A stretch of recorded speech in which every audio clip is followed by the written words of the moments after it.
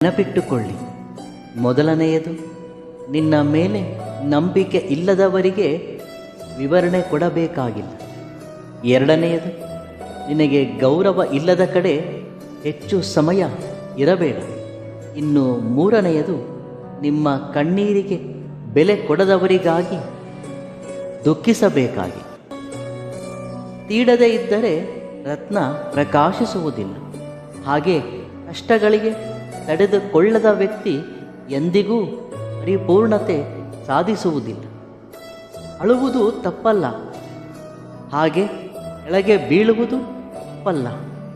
ಅತ್ತ ನಂತರ ನಗದಿರುವುದು ತಪ್ಪು, ಮತ್ತೆ ಕೆಳಗೆ ಬಿದ್ದ ನಂತರ ಮೇಲೇಳದಿರುವುದು ತಪ್ಪು. ಅಂದರೆ ಜೀವನವೆಲ್ಲ ದುಃಖದಲ್ಲೇ ಮುಳುಗುವುದು ಅಲ್ಲವೆಂದು. ಸೋತರೆ ಜೀವನವೆಲ್ಲ ಸೋಲೆ ಎಂದು ಭಾವಿಸುವುದು ಅಲ್ಲ.